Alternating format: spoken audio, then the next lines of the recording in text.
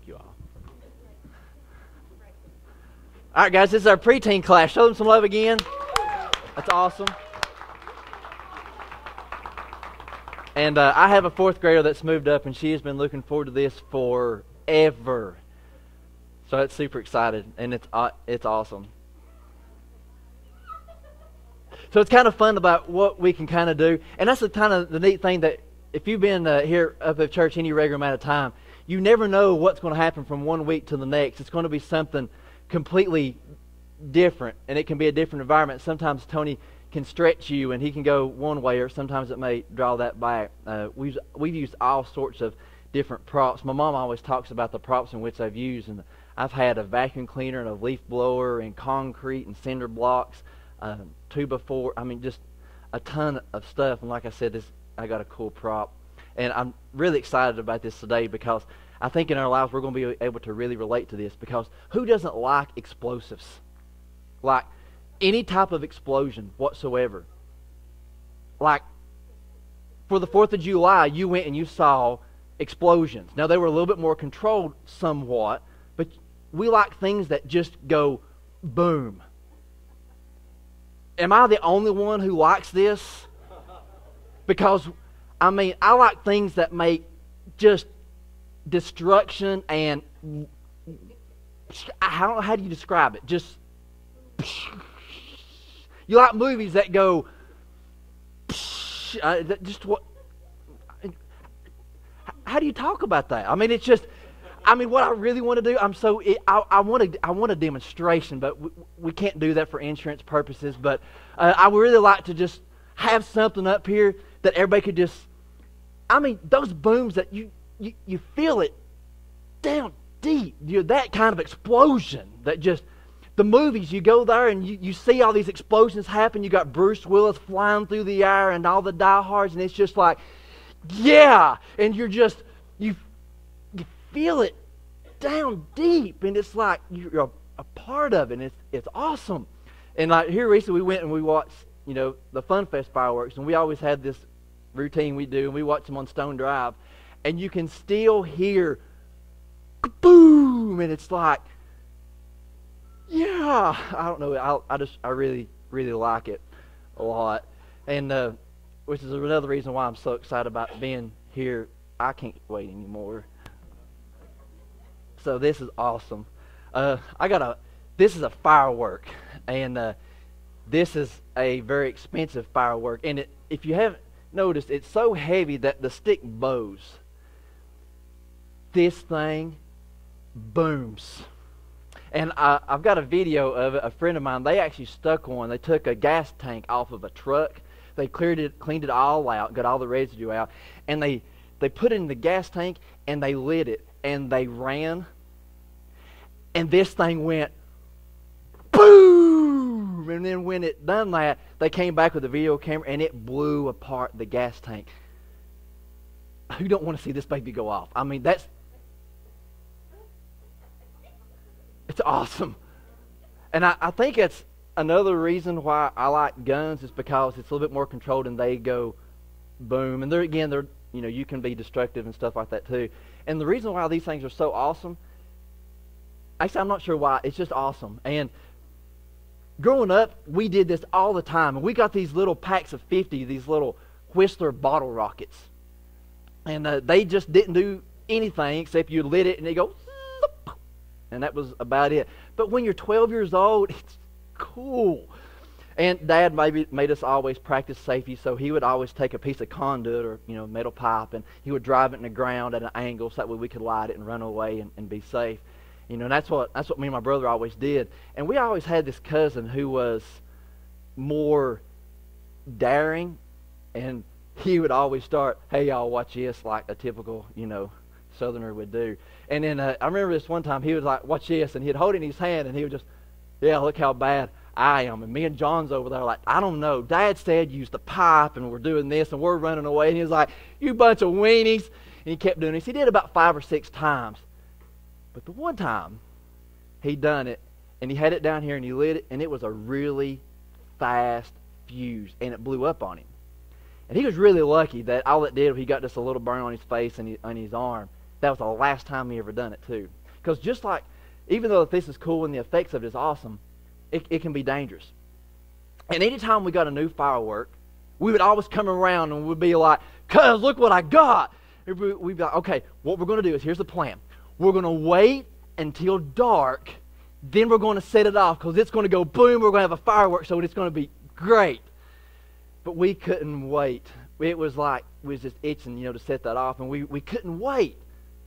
And like, who would get a firework and say, "Look at it, look what I've got," and never shoot it off?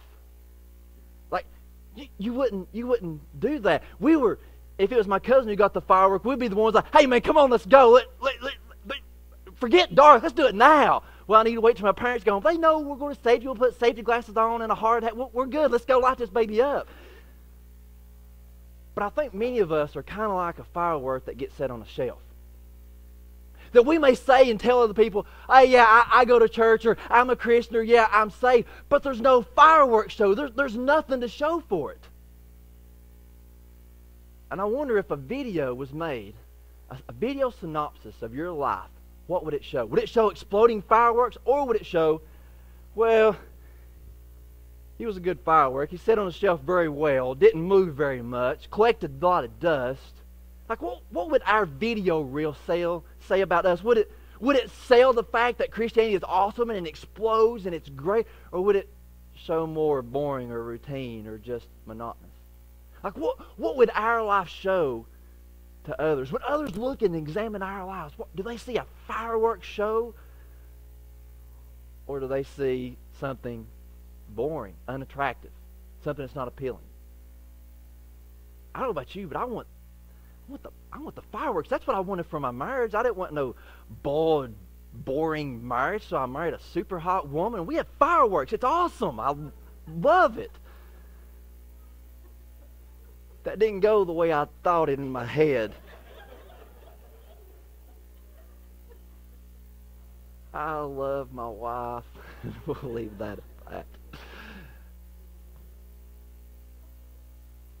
The Bible says a lot about this.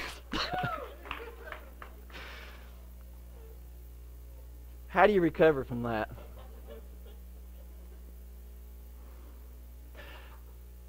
Let's bring us back to you. Does your life, does it have fireworks? Does it have a display? Does it have something that shows for it? At the end of your life, is there going to be something that you're going to have to show for it?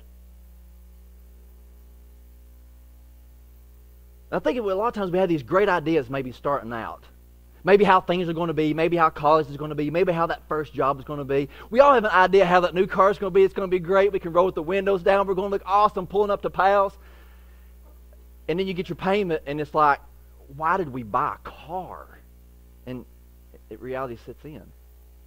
We might have these great ideas that things are going to go a certain way, but I mean, does it really explode? Like, are we really blossomed out to be all that we can be? Like, is that the way that we are? And see, that's why I like that show Mythbusters. And you may have seen it, And what's so cool is they always have explosions on Mythbusters. And my dad likes explosions too, and he likes Mythbusters. And they're trying to prove whether or not something is true or plausible, or whether or not it's just downright, a lie. And they would talk about these movie effects and how that they would do things. And what's so neat about that is that whenever there's an explosion going off, now there's male and females both on this TV show, but whenever there's an explosion going off, if you watch their faces, they're watching with anticipation, and then it goes off like, that was awesome! And I wonder if we would say that about our lives. Our life, your life. Would you say that about your life? Would you say it's awesome, or would you go, man, my life sucks? It's boring. I do the same thing every day, week to week. I eat the same thing. I do this. I do this. Or is your life like Mythbusters, and it's just, yeah.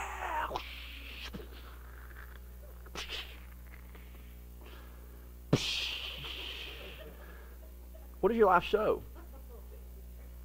Can you tell I'm excited? It's explosives. It's cool. And I want to be like that. And I don't know, if you look at your life, what would you see? And The Bible really doesn't say about explosions, but it's talking about your life and how that it can explode and how it can create more. See, the thing about an explosion is not only is it a visual, but you hear it as well, and you see the effects of it. Like that friend of mine who put that firework in a gas tank, you can see the effects of it. Is there an effect of your life? Everybody talks about your footprint, your digital footprint, your footprint. But what kind of impression are we making on this world? I mean, one that says, man, they were a good one. Or like, world's really not going to miss them. Like, I want to make an impression so bad that it's going to leave a dent in the world. That's what kind of impression I want to make. That big of an explosion. And if you turn your Bibles to Matthew chapter 25, you're going to see that at the end of our lives, we have the opportunity to give an account of our lives and the way that we've spent it. And this is a very powerful story. Matthew chapter 25, and it starts with verse 14. I've done so much, I need a drink of water.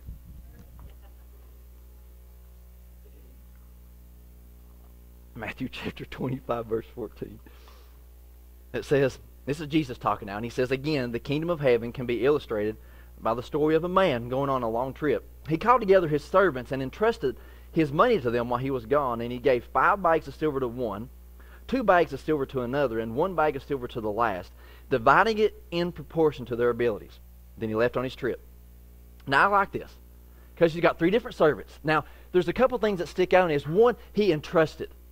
Now, have you ever, whenever you was growing up, did you ever have your parents say, I'm going to leave you home alone, I trust you. You're going out on your first date. I trust you. Wise decisions. You get your driver's license. And man, I felt like $1,000,000. I drove a 1989 Ford Escort. It was cool because it started and ran. It was awesome. And I remember that feeling. I remember my parents saying, listen, we trust you. We trust you. You ever been entrusted with that? We've been entrusted with our lives. You've been entrusted with your gifts and your abilities. And they vary. I know people who are good with a camera. That you give me a camera and it's going to not look good. But you give other people a camera and they just light up the world. It's the way they capture it. It's like, it's unbelievable. I know other people, they can cook anything. You give them some chocolate chips and Play-Doh, you're going to have a gourmet meal. It's amazing what people can do in the kitchen. And I've ate some of your all stuff. It's so good. Some people are just naturally talented. I got a friend of mine that he's good at anything. Everything he touches turns to gold. He wins these sweepstakes. He wins drawings. He's good at any sport. I mean, anything with a ball, he's good at it. Baseball, basketball, football, golf. I mean, just talented. And we've been entrusted with these things. And I think what we're guilty of is that we're looking at other people and their gifts and abilities, and we think that we don't measure up to them. So we back off and say, you know what? I'm just going to set my life on the shelf. I'm going to go to work. I'm going to pay my taxes. I'm going to abide by the law, but that's it. And we're just going to go through life. And church, I think if we're going to do that, we're going to miss out on the whole point of why we're even here. We're here for a greater purpose. And there's these 3 examples here. And I want you to look at this last verse about how he divided this. And it was not based upon their personalities, their social status. It was based upon their abilities. Their abilities. Now, me and my dad, we struggled with this growing up. Because he knew my abilities were up here, and I thought that they were down here. And he would say, son, you can do better than that. I'm like, no, I can't. Yeah, you can. And you're going to. Start it all over. Oh, I mean, you're talking about butting heads. We did it. If you haven't seen my dad, not only do we look alike, we act alike, we stand alike. I'm my dad. And yes, so when I get his age, I'll have no hair, and it'll be all good. But growing up, we struggled with this. Because he was trying to bring my abilities to recognize that they were right here. And man, when I finally realized that, wow, you're talking about some satisfaction going on. I was content. And we look at other people and think, well, they got this and this and this and going on. Oh, I could do great if I had this much money. Oh, I could do great if I had this. Oh, all I need is that new camera with that new lens, blah, blah, blah, blah. All I need is that new computer to do this, this, and this. All I need is a new car. One new car, and then we'll be set. But here's the problem. We get it paid for, and then the transmission goes out. Now I need another new car. And it always happens when we're trying to judge ourselves against others. In church, that is not our gauge. Now look at this. He did it based upon their abilities, dividing in proportion to their abilities. Now look at verse 16. It says, so the servant who received the 5 bags of silver began to invest the money, and he earned 5 more. So here's a guy that was given 5 talents. So that's what King James says. 5 talents. He was given 5 abilities. He was given 5 bags of silver. And he had used those abilities, and he turned it into 5 more. Now that's pretty powerful. And then we can look at some people, and it's just like, man, like my friend, it's just like everything he touches, it's just like gold. It's just, he just makes more money. It just happens. But that doesn't mean that I can't do what God has given me to do. That doesn't mean that you can't do what God has given you to do. There's some people in your life that they're just naturally talented. They can do all that stuff. They've been given that ability. But you've been given an ability too. And are we using it? This man with the 5 bags of silver, he made 5 more. And there's another guy, and I really like this guy. Verse 17, so the servant with 2 bags of silver also went to work, and he earned 2 more. Now, I like this guy, because this guy, he went to work. I like this. He went to work. He went to work. He used his talents and abilities. He went to work, and look what he did. He earned 2 more. 2 more. And sometimes we look at our lives, and maybe we don't see that much. Let me ask you this. How many of you, and I want you to keep your hands up, how many of you, you're a parent? Raise your hand and leave your hand up. You're a parent? Great. How many of you have jobs? How many of you are in school? Okay, I want y'all to keep your hands up. Everybody keep your hands up. So you're either a parent, got a job, you're in school. You have an ability. You've been given something unbelievable. And if you don't do your job, somebody's going to end up paying for it. That's why your job that you do is so powerful and so important. Don't minimize your role as a parent. That's one of the most important abilities and responsibilities that you have. Many of you are here today, and your aunts and uncles, you guys are the cool people. That's what kids think. Why can't you be cool like Uncle John? That's my brother, if you haven't noticed. Why can't we quit comparing me to John? I'm your dad. He's your uncle. You sleep in my house, not his. And we end up comparing things. But we've been given talents and abilities. We are to use them. Use them. You might not be good at something. That's okay. Sometimes you have to accept the fact that you're not good at something. When I was in elementary school, and I remember being in 7th grade, my granddaddy was so proud of me. I was playing basketball, and it was awesome for the Nicholsville Green Hornets. And it was so awesome. We was shooting threes and swishing the net and doing layups and stealing the ball, and it was awesome. And my granddaddy, he would always bring a friend to sit beside him. He'd go, watch him. Watch him. Watch him. And my granddaddy was like building me. I was like, man, maybe I'm pretty good. So in 7th grade, I had aspirations that I was going to be the next Michael Jordan. No. That came crashing down. And I had to admit that my talents and abilities on basketball went so far. And there's things that we have to accept the fact that we're just not good at, that other people excel at. And that's okay. But I'm good at other stuff. And I'm going to do what God has given me, and I'm going to be the best at it. You can try to outwork me. You can try to outdo me, but I guarantee you're going to work your butt off doing it because I'm going to give it all I got. Church, that should be our attitude. To give all of our abilities, to give it everything that we've got and hold nothing back. Isn't that what God deserves of us? He's the one who breathed that life in you. He's the one who gave you your abilities anyway. All the money you got, your house, your car, all this stuff, it's God's anyway. It belongs to God. 2 weeks ago, Tony got some people up here to share their favorite verses. And the one that stuck out to me was, it's kind of unique. But Rodney Baker got up here and says, I like the verse when it's talking about that God owns the cattle of 1,000 hills. Because it's all God's anyways. We can worry and fret about so much stuff, and it belongs to God. It's His. All He's doing is allowing us to use it. But how are we going to use it? Now, we can use our house, and we can raise a family there, and we can do Bible studies there, and it can be great. Or we can use the house to say, hey, check out my house. I have a man cave. I've got an indoor shooting range. I got a putt-putt green on my house. Check out my pool. You like it? I'm in debt up to my eyeballs. And we can just start playing this. Now, is that using what God has given us?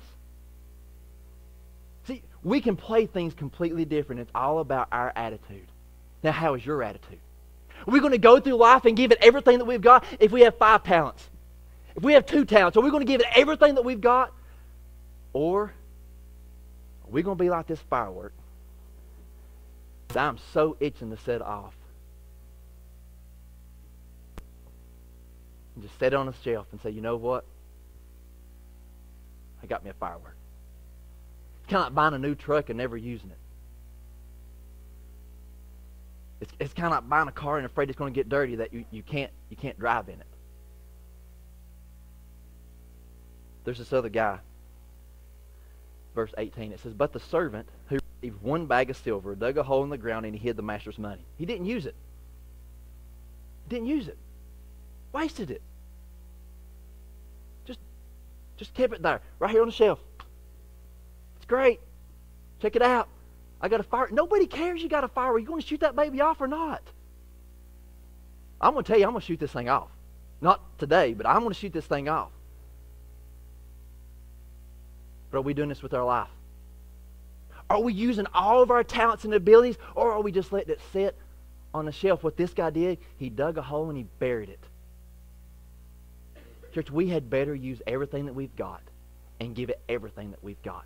And along those ways, it's going to be hard and it's going to be challenging. And there's going to be times that you're going to butt heads with your parents and your kids are going to butt heads with you. There's going to be times that you're going to wonder as you go through college that you're just going to wonder, what in the world am I doing? I need to do this and that. You're married to somebody and sometimes you wake up, you're like, man, you're going to fight through it and you're going to get through it and it's going to be good.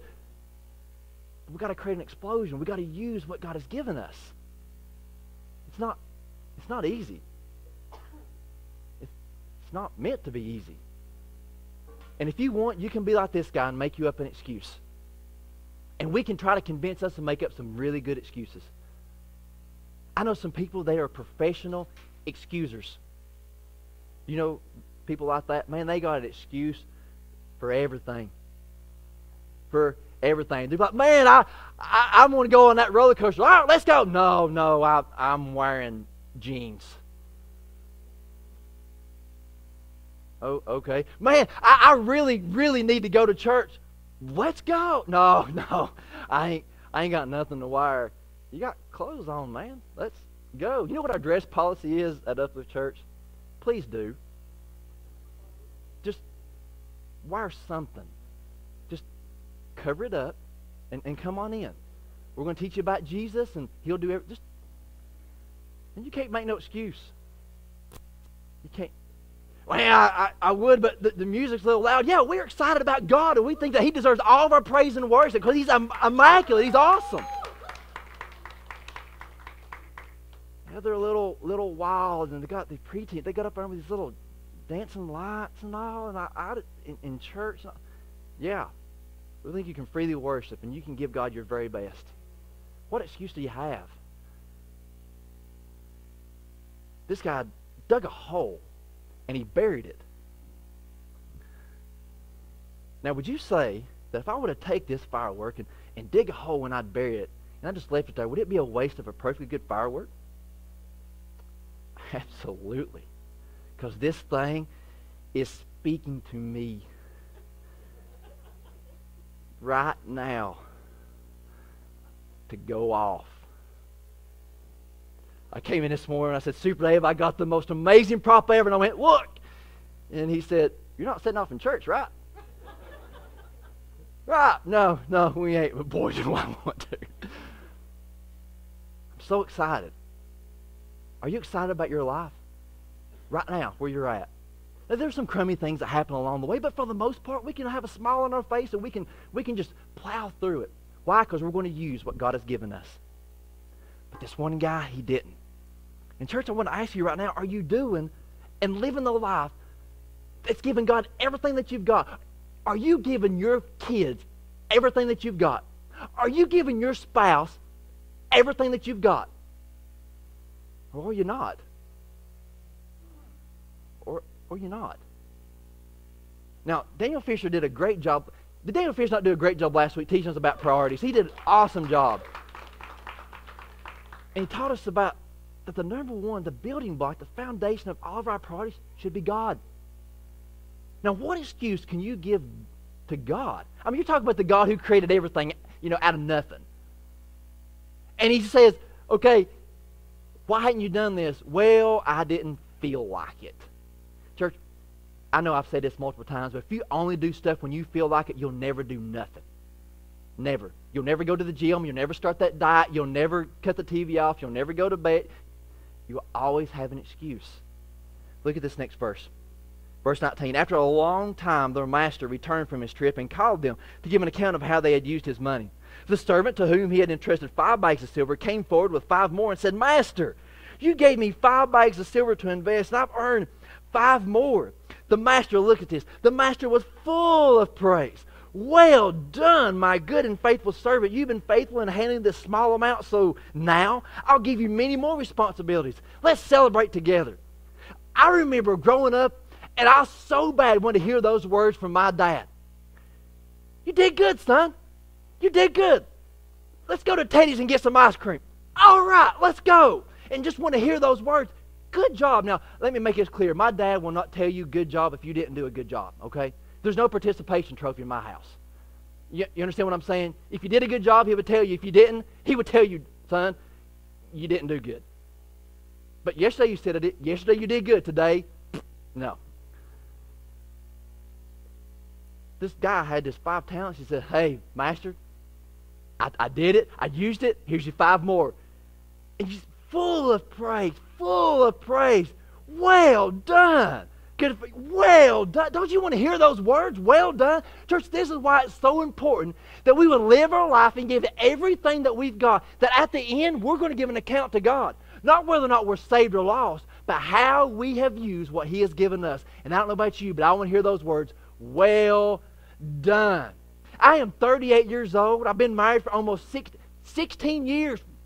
Yeah. And I got 4 kids, a house and a dog and 2 cars. And I still look to my dad, and I want to hear those words from my dad. Well done. Son, you did a good job. I'm proud of you. But even more, I want to hear those words from my Heavenly Father when He looks at my life and my abilities, and He says, son, you did good. Come on in and let's celebrate. Church, that's what I want to hear from my God. Now, what do you want to hear? Now we can start making you, well, I didn't get 5 talents. Okay. Verse 22, so the servant who had received 2 bags of silver came forward, and he said, Master, you gave me 2 bags of silver to invest.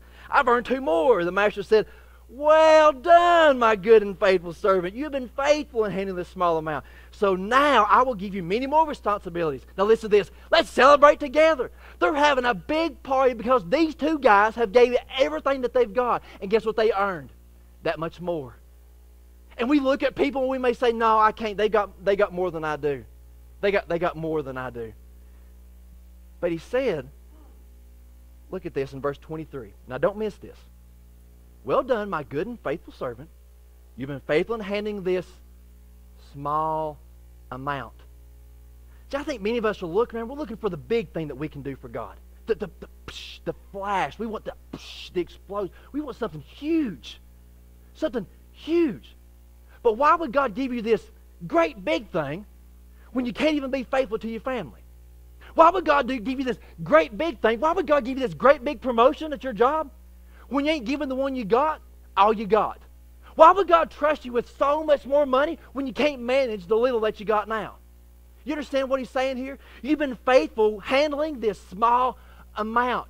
Church, we're not supposed to sit around and complain about who's got this and what we don't have. We're supposed to use everything that we've got, give it our very best, and make God bless us how He sees fit. That's how we're supposed to do this. The question is, are we giving it all that we got? Are we seeing an explosion go off?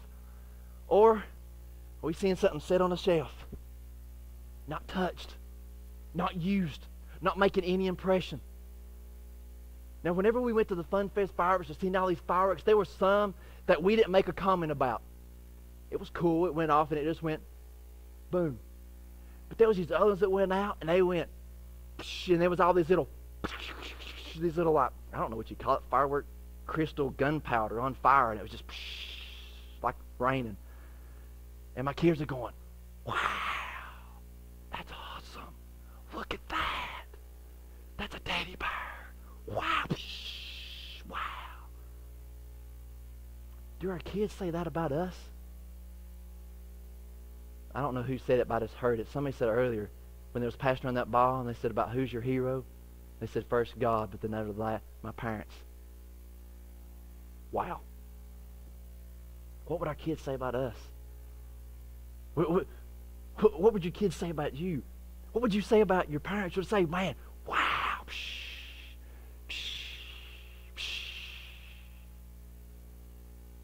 You get to see all that you've done. That you can see the effects of it.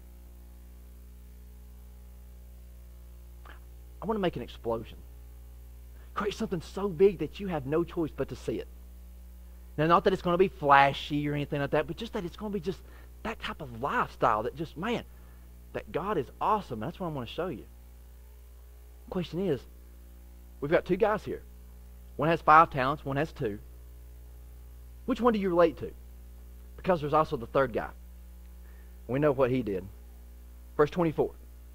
Then the servant with 1 bag of silver came and he said, Master, I knew you were a harsh man, harvesting crops you didn't plant and gathering crops you didn't cultivate. I was afraid I would lose your money, so I hid it in the earth. Look, here's your money back. Now all he is making excuses. Making excuses. Verse 26, but the master replied, you wicked and lazy servant. Now remember what he said to the other guys. Well done, good and faithful servant. You've been faithful. Come on in. Let's celebrate. But to this guy, he says, you wicked and lazy servant. Now that is what I don't want to hear. If you knew I harvested crops I didn't plant and gathered crops I didn't cultivate, why didn't you deposit my money in the bank and at least I could have got some interest out of it?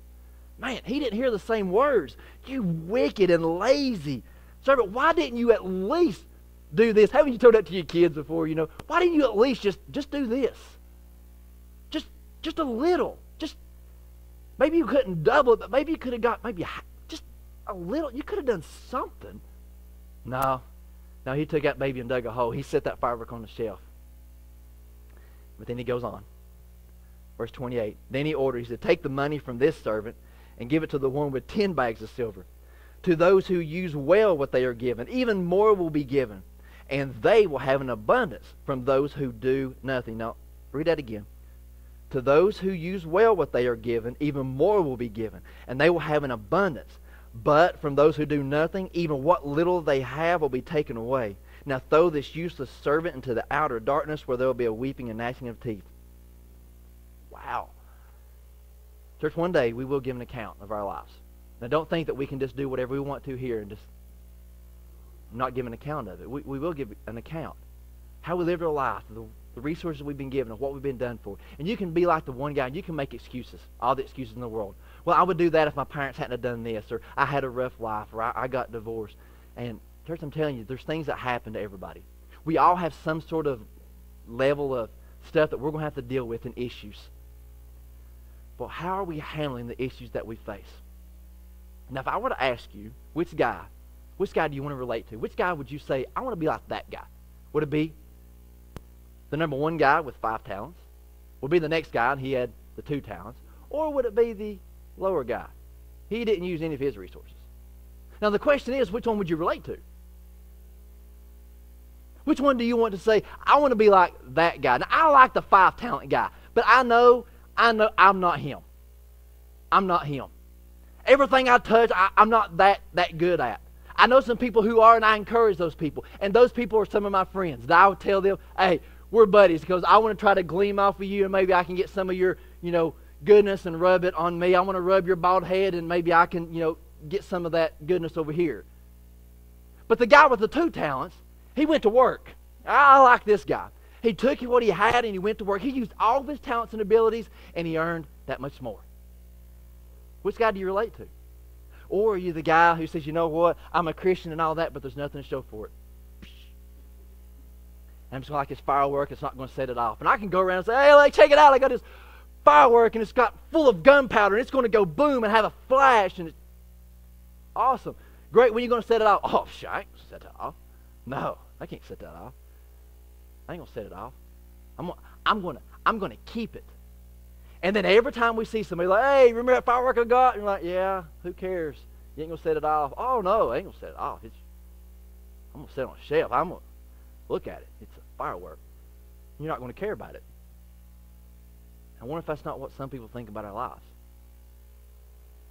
That they don't see anything. Church, I think it's time for us to create an explosion. That those who say that we're Christians, that we act like Christians.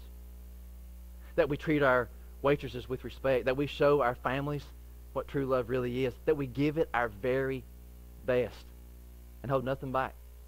Oh, we can look at what we don't have, or we can look, at what other people do have, and we can try to make all the excuses in the world. But I want to draw you back to the attention to what he said with the guy with 2 talents. Now, you've used this little part. You've been faithful with this small amount. Church, are you faithful with the small amount that God's given you right now? Because unless you're faithful now, God can't bless you in what's to come. Now, you look through the Bible, you're going to see all sorts of different people that God used. And they accepted it. They accepted their abilities and they did what God called them to do. If you look in the Old Testament, you're going to see Noah. He was a preacher and a family man. You see Moses, he was a leader of the people. Hannah, she was a mom. Abraham, he was a father of a nation. He left everything he ever known so he could follow God.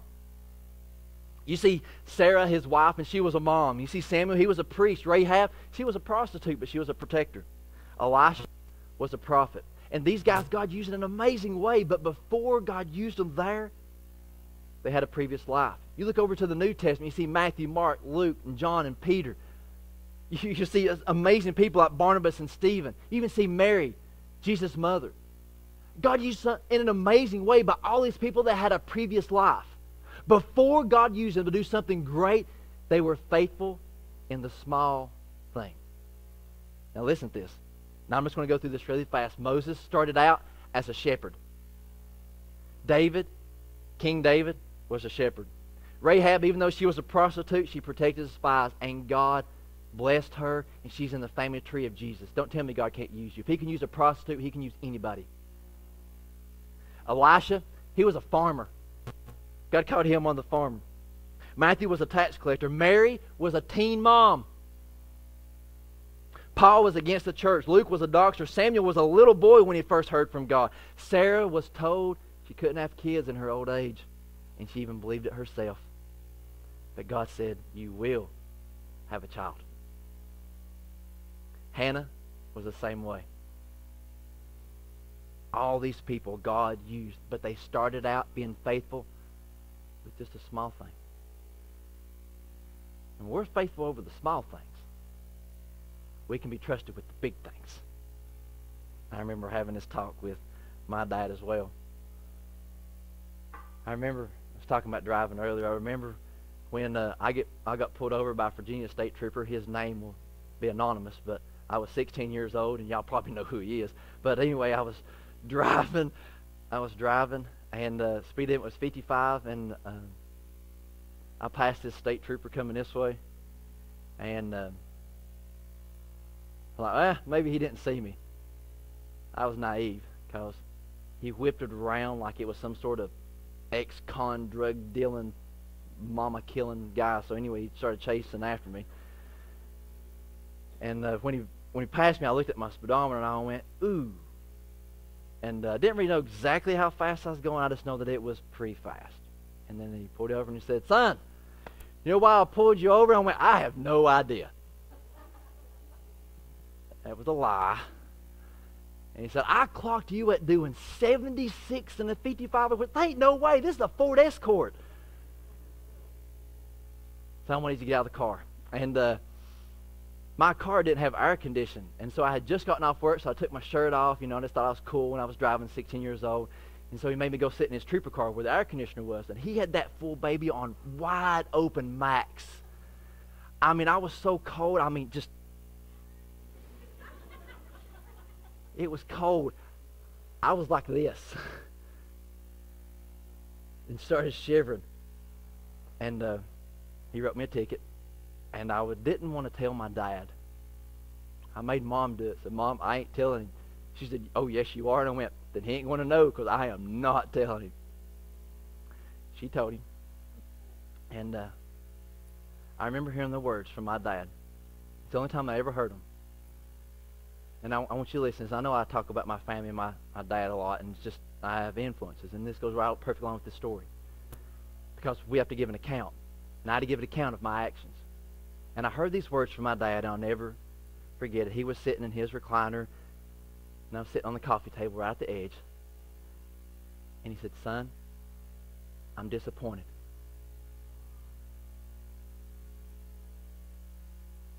Only time I ever heard those words. I'm disappointed. I was grounded, and I could only drive to work, and it took a long time to get all that worked out. And I had to build the trust back. I said, son, if I can't trust you to do this, then I can't trust you to do other things. Oh, Dad, but you can trust me. I got it. He said, no, I can't. You're going to have to earn that back. We've been entrusted with life. Now, are we going to give it our all? Or are we just going to try to slacken the areas that we don't really want to do, and then we're going to give it all in certain other areas? Church, you are just like this firework. And the question is, will you go off? Will you go off? Are you ready to accept your talents and abilities and give it everything that you've got? Or are we just going to tell everybody, hey, look, I'm a Christian, hey, check it out, and not have anything to show for it?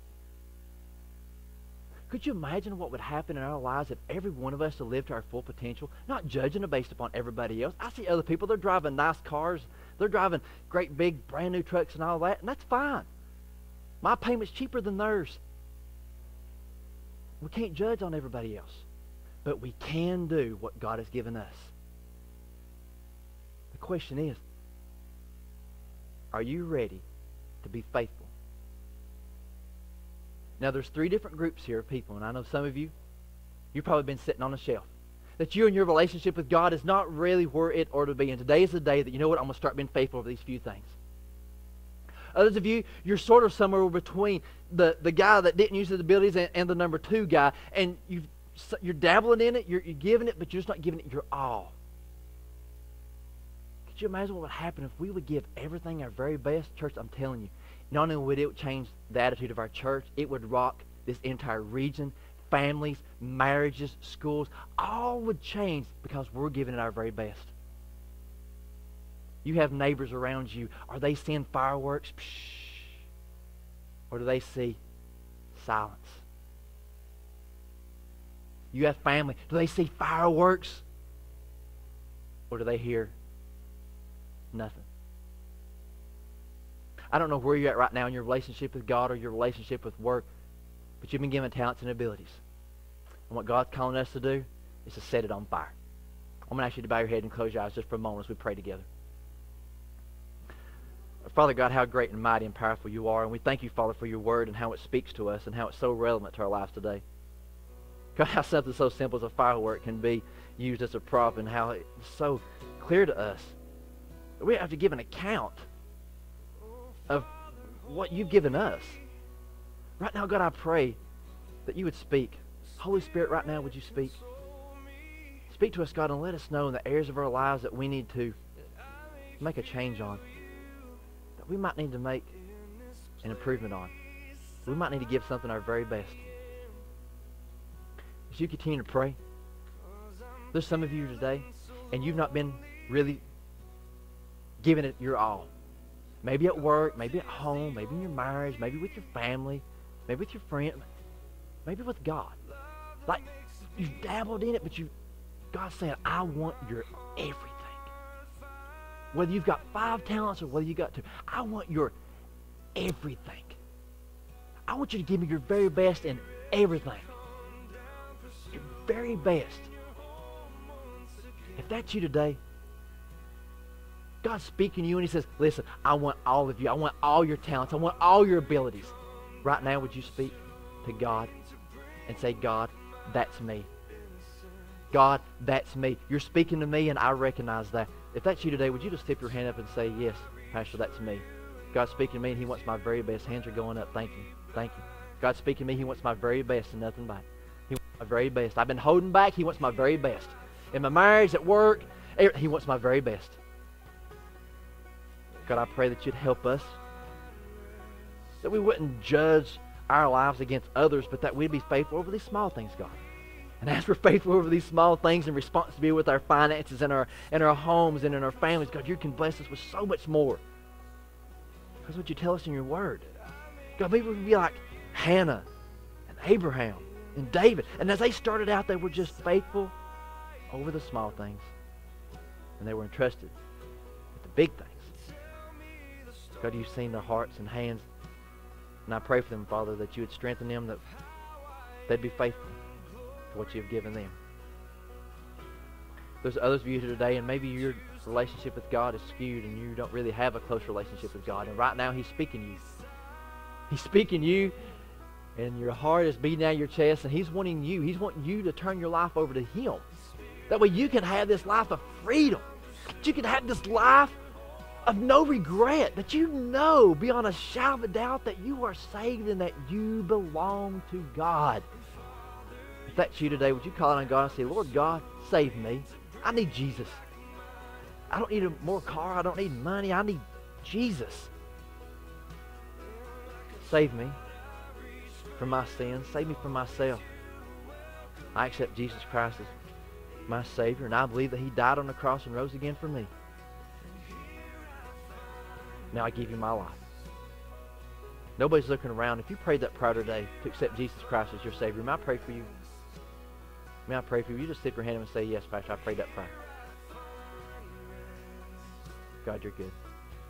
And I pray that you'd be faithful to us as we are faithful to what you've given us. I thank you, God, so much for being so real to us, that we're able to go through life and enjoying things such as fireworks and vacations, our homes, our families, fireworks, explosions. God, we just thank you so much for giving us the life that you've given to us. Thank you for the air that we just breathed. God, I thank you for everyone that's here, and we all have different talents and abilities. I pray, God, you'd bless them and their abilities, that they may be able to blossom and give you their very best. Hold nothing back. God, we got people in here, they're amazing nurses. God, I pray that you'd bless them as they do their role, saving lives. God, we have people in here and they work with chemicals. God, I pray that you'd bless them, that they give their job their very best. God, we got others that are teachers. God, we got people that do nothing but run numbers. God, we people here that turn buttons. God, we have people here that serve food. God, help them that they would give them their very best. God, we have people that are sales clerks. We have people that are students. God, fill them up that they can give you their very best and hold nothing back. And at the end of our life, we can hear those words, well done. In Jesus' name we pray. Amen. Would you give God some awesome praise today? Father God, I love you.